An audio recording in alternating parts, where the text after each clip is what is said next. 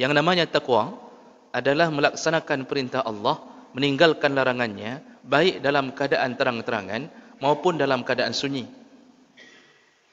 Jadi apa yang kita bisa beri pertolongan dalam ketakwaan? Tolonglah saudara kita yang telah tersesat. Tolonglah saudara kita yang kira-kira belum mendapatkan hidayah Allah untuk melangkahkan kaki ke masjid. Luluhkanlah hatinya, berikanlah nasihat untuknya. Beritahu mereka bahawa salat di masjid 27 derajat berbanding salat di rumah. Beritahukan mereka pentingnya mengaji di masjid-masjid Allah.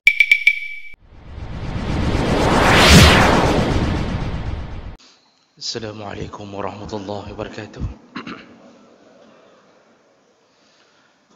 Innal hamdalillah nasta'inuhu wa nastaghfiruh wa na'udzu bihi min shururi anfusina wa min sayyiati a'malina. Man yahdihillahu fala mudilla lahu wa man yudlil fala hadiya lahu. Asyhadu an la ilaha illallah wahdahu la syarika lahu wa asyhadu anna Muhammadan 'abduhu wa rasuluhul karim. Allahumma salli wa sallim ala nabiyyina wa sayyidina al-Mustafa Muhammadin wa ala alihi wa ashabihi ajma'in. Amma ba'd. Segala puji bagi Allah, kemudian salawat dan salam kepada Rasulullah, pada keluarga dan seluruh sahabat-sahabatnya. Jemaah salat subuh, bapa-bapa, guru-guru dan ibu-ibu yang Allah muliakan insya-Allah. Kita masih membahas tentang perbuatan-perbuatan atau amalan-amalan yang Allah balas timpal dengan perbuatan tersebut. Di pertemuan kita yang lalu kita sudah membahas salah satunya, barang siapa yang menutup aib saudaranya, maka Allah akan menutup aibnya di dunia dan di akhirat. Dan ini adalah janji Allah, janji Nabi sallallahu alaihi wasallam. Kita sambung dengan amalan berikutnya yang akan mendapatkan balasan dari Allah persis seperti yang kita lakukan, yaitu barang siapa yang menolong atau meringankan kesulitan saudaranya, maka Allah akan menolong dan meringankan kesulitannya. Jemaah mulakan Allah Subhanahu wa taala. Pada dasarnya Allah Subhanahu wa taala menyuruh untuk saling tolong menolong. Ketika Allah menyebutkan wa ta'awanu 'alal birri wat taqwa, tolong menolonglah kamu di dalam kebaikan, wat taqwa, dan di dalam ketakwaan. Allah menyebutkan dua model pertolongan yang kita harus selalu berusaha untuk berada di dalamnya. Yang pertama, tolong menolonglah di dalam kebaikan. Artinya, apapun bentuknya kebaikan, maka hendaknya tidak kita lewatkan, apapun bentuknya, baik kepada sesama manusia ataupun kepada hewan. Albir, kebaikan itu bersifat umum. Ketika kita menolong sesama manusia yang kita kira itu perbuatan sederhana, tapi besar di sisi Allah Subhanahu wa ta'ala. Dan Allah Subhanahu wa ta'ala ketika menyebutkan tentang pahala, Allah menyebutkan kalimat zarrah. Wa man ya'mal misqala zarratin khaira. Sekecil apapun kebaikan yang engkau lakukan, walaupun sebesar biji zarrah, kata Allah, maka Allah akan balas, Allah akan nampakkan kembali. Jemaah mulakan Allah, ada orang yang kadang-kadang ketika mati motornya di tengah jalan, dia mendorong motornya, lalu kita mengambil kesempatan untuk mendekatinya dan bertanya, ada apa Bapak? Ketika dia menjawab, habis bensin, habis minyak. Misal dia jawab, habis minyak. Lalu kita mengatakan, ya sudah, tidak usah didorong lagi Bapak. Bapak berhenti saja di sini, saya cari bensin. Lalu dia berputar untuk mencari bensin dan kembali ke bapak tersebut. Masya Allah, sederhana. Sederhana sekali. Tapi tahukah kita bahawa perbuatan kita itu menjadi salah satu daripada fokus Allah, yang mungkin kita sudah melupakannya, tapi Allah tidak pernah melupakannya. Saya pernah menemukan orang yang pergi, selalu ada satu botol bensin yang diisi ke dalam aqua sedang. Saya temukan di dalam keseharian kita. Saya tanya, untuk apa dibawa satu botol bensin ini? Bukankah SPBU banyak di tengah jalan? Apa jawabannya? Bukan untuk saya, Ustaz. Saya hanya ingin mendapatkan pahala dari Allah. Bisa jadi saya temukan orang yang mogok di tengah jalan, maka ini saya wakafkan, saya sedekahkan untuknya. Ternyata dia asal pergi ke mana pun, dia sediakan satu botol aqua sedang untuk menolong orang lain. Pemikiran ini tidak akan muncul kecuali mereka yang telah diisi di dalam hatinya dari hidayah Allah Subhanahu wa taala. Pekerjaan ini tidak akan menjadi sebuah ide dalam fikiran kecuali mereka yang merindukan surga Allah Subhanahu wa taala. Jemaah melakukan Allah, jadi tidak perlu menolong orang yang sifatnya mencari-cari kesempatan menolong besar, tidak. Kapanpun, dimanapun, sekecil apapun, Allah lihat, dan bisa jadi yang kecil itulah yang menjadi pilihan Allah untuk memasukkan kita ke dalam surga Allah Subhanahu wa taala. Jadi ketika Allah menyebutkan tolong menolonglah kamu dalam kebaikan, itu semua pertolongan yang sifatnya umum. Ada kalanya kita berhenti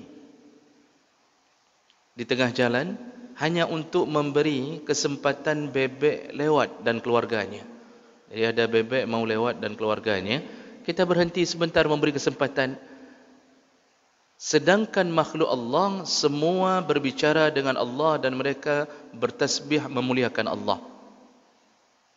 Dan buktinya Nabi sallallahu alaihi wasallam mengatakan ketika suara muazzin terdengar, sejauh mana suara muazzin terdengar, maka seluruh makhluk, bebatuan, pepohonan, bahkan binatang-binatang pun yang mendengar suara muazzin memohon ampun kepada muazzin dalam hadis yang sahih.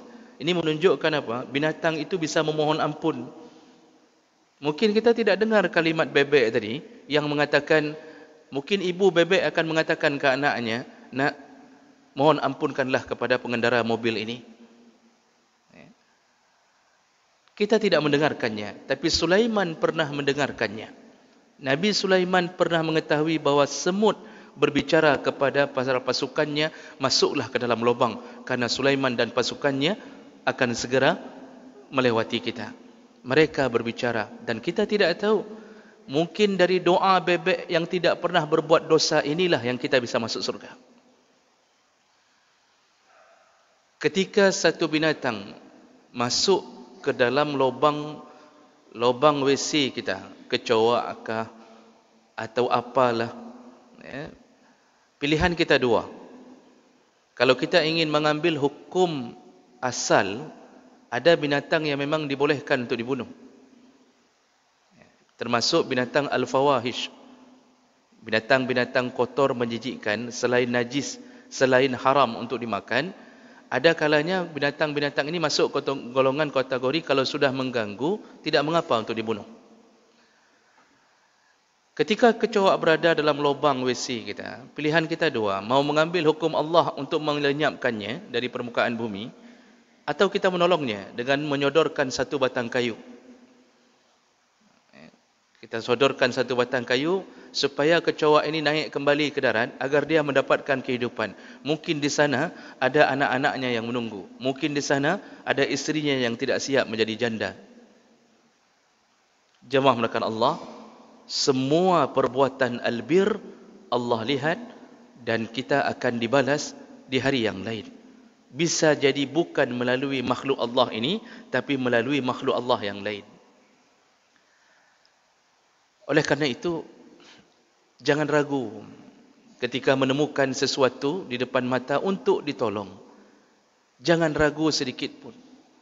Dalam hadis yang kita bacakan di malam pengajian kita, Rasulullah sallallahu alaihi wasallam menyebutkan, engkau menolong seorang pengendara naik ke atas kendaraannya, sedekah, kata Rasulullah. Engkau membawakan barang miliknya, engkau bawakan barang miliknya, sedekah, kata Rasulullah sallallahu alaihi wasallam.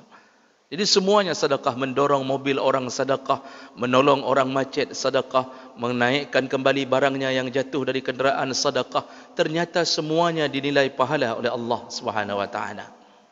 Maka jemaah melakukan Allah, apapun yang kita bisa tolong orang, tolonglah. Bentuk kebaikan yang mungkin kita fikir tidak masuk ke dalam kategori sifatnya ibadah mahdhah, ya. Tapi tetaplah tangan kita terulur. Ketika ibu-ibu mendatangi rumah tetangganya, tetangganya mau buat walimah, kalau kita laki-laki, yang bisa kita tolong adalah mendirikan tenda, menyusun kursi, menyapu di depan rumahnya, menyiramkan air agar debu tidak berterbangan ketika walimahnya. Itu semua yang bisa kita lakukan. Memasang beberapa spanduk di sekitaran tempat makannya, atau membuatkan sumur untuk cuci piring kepada keluarga tersebut, atau kita menolong untuk mencuci piring-piring dari tetangga kita yang buat walimah. Itu adalah salah satu daripada sedekah. Apalagi kita yang tidak suka bersedekah harta, nya pubut tanya nonton. Ya, kita kalau disuruh isi dalam amplop, susahnya minta ampun, Pak. Kalau yang model-model create memberikan uang, maka berikanlah harta, berikanlah tenaga. Ibu-ibu, apa yang bisa dilakukan untuk menolong saudaranya, ringankanlah mereka dengan cara datangi rumahnya, lalu kemudian ada yang menggoreng bawang, ada yang merebus telur, ada yang kadang-kadang cuma memetik toge 2 kilo, siapnya 2 hari, Pak. Ada yang ketika memetik toge kadang-kadang sempat-sempatnya bermaksiat. Sambil petik toge yang petik 5 orang. Tapi mengupatnya Masya Allah, satu Indonesia, ngupat nasional, gara-gara petik toge. Itu juga bisa terjadi. Artinya petik togenya berpahala, meringankan pekerjaan tetangga. Cuma melakukan Allah Subhanahu wa taala, Allah balas, Allah balas. Jadi ini tipe pertama pertolongan yang bisa kita lakukan sesama kita. Kata Allah yang kedua, tipe yang kedua adalah wattaqwa, tolong-menolonglah kamu di dalam ketakwaan. Yang namanya takwa, imtisal awamirillah wajtinabu nawahihi sirran wa alaniyah. Yang namanya takwa adalah melaksanakan perintah Allah, meninggalkan larangannya, baik dalam keadaan terang-terangan maupun dalam keadaan sunyi. Jadi apa yang kita bisa beri pertolongan dalam ketakwaan? Tolonglah saudara kita yang telah tersesat. Tolonglah saudara kita yang kira-kira belum mendapatkan hidayah Allah untuk melangkahkan kaki ke masjid. Luluhkanlah hatinya, berikanlah nasihat untuknya. Beritahu mereka bahawa salat di masjid 27 derajat berbanding salat di rumah. Beritahukan mereka pentingnya mengaji di masjid-masjid Allah. Beritahukan mereka bahawa barang siapa yang salat asar, maka Allah Subhanahu wa taala akan menjaminnya surga. Dan barang siapa meninggalkan salat asar, Allah akan hapuskan pahalanya yang lain. Kata Rasulullah, man taraka salatal asri, barang siapa meninggalkan salat asar, faqad habita amaluhu, maka terhapuslah semua kebaikan yang lain. Tolong mereka, berikan informasi kepada mereka, taubatkan, buka jalan taubat untuk saudara-saudara kita. Itu tolong menolong dalam ketakwaan. Ketika saudara kita mengirimkan WA kepada kita, lalu bertanya, apa hukumnya saya berada di koperasi simpan pinjam? Apa hukumnya saya bekerja di bank-bank konvensional? Apa hukumnya saya begini, saya begitu? Apa hukumnya suami saya telah mengucapkan talak 3 kali? Bolehkah saya melanjutkan kehidupan bersamanya? Apa hukumnya? Terus dia bertanya, tolonglah.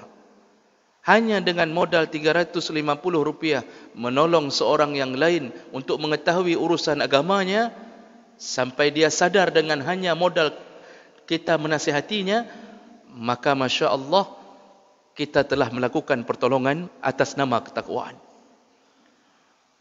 Maka tidak boleh berhenti menasihati. Ad-dinu nasihah.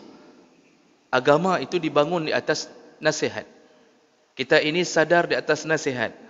Sahabat, mereka semua merindukan surga dan begitu takutnya dengan neraka hanya karena nasihat Nabi. Nasihat Nabi. Maka jemaah melakukan Allah, ta'awanu 'alal birri wat taqwa. Tolong menolonglah kamu di dalam kebaikan dan ketakwaan. Dan apa janji Allah dan Nabi? Barang siapa yang melakukan ini, maka Allah akan menolongnya persis seperti dia pernah melakukan pertolongan ke orang lain. Maksud kalimat persis adalah dengan cara yang berbeda, dengan sistem yang berbeda, di hari yang berbeda, orang yang berbeda akan menolong kita melebihi daripada apa yang pernah kita tolong orang. Karena sistem di Allah itu selalu lebih. Allah tidak pernah kasih pahala sesuai dengan amalan. Tidak pernah. Allah selalu melebihkan kalau pahala. Yang diberikan sesuai dengan amalan adalah perbuatan jahat. Kalau pahala selalu bergerak mencapai 10 derajat minimal, 700 derajat itu maksimal, atau bisa mencapai tidak terduga, suka-suka Allah. Suka-suka Allah. Itu seperti malam-malam Ramadan, hari-hari Ramadan, itu suka-suka Allah. As-sawmu li, dalam hadis qudsi, puasa itu milikku, Ramadan itu milikku, wa ana ajzi bihi, dan suka-suka aku membalas seorang hamba. Suka-suka aku, kata Allah. Jadi tidak ada yang pahala dibalas dengan satu. Tidak ada. Yang ada cuma dosa. Pencuri tidak dikali lipatkan dosanya, sesuai dengan dosa pencurinya saja. Tapi orang yang mau berbuat baik, baru berniat tidak jadi dapat satu pahala. Itu belum jadi. Ketika sudah jadi melakukannya, tidak lagi dihitung pahala satu. Dihitung 10 kali lipat minimal. Kebiasaan maksimal 700 kali lipat. Atau suka-suka Allah. Maka jemaah melakukan Allah, setiap kebaikan dan pertolongan yang kita lakukan untuk orang lain, Allah balas. Allah balas. Dengan niat kita, kebaikan kita menolong orang. Maka kadang-kadang kita tidak sadar, hari ini kita menolong orang. Di waktu kita sedang sempit, Allah Subhanahu Wa Taala menolong kita dari jalan-jalan yang tidak terduga. Ketika kita pernah menolong orang, memberikan sedekah ke orang miskin, yang betul-betul miskin, bukan berpura-pura miskin, walaupun tetap berpahala seandainya kita ditipu. Tapi pertolongan itu ketika dia mengucapkan barakallah, ketika dia mengucapkan terima kasih, dia mengucapkan semoga Allah balas, dia mengucapkan jazakumullah, air matanya mengalir. Kita sudah pulang, kita sudah melupakannya, kita sudah tidur. Tapi Masya Allah, mungkin dia teringat dengan 50.000 yang hari ini dia dapatkan secara gratis dari seseorang. Dia panjatkan doanya kepada Allah, maka doa itu akan naik ke hadapan Allah di saat kita tidak tahu ada orang yang mendoakan kita. Maka paling hebat orang-orang yang menolong orang, dia selalu berada di dalam doa orang lain. Jemaah melakukan Allah.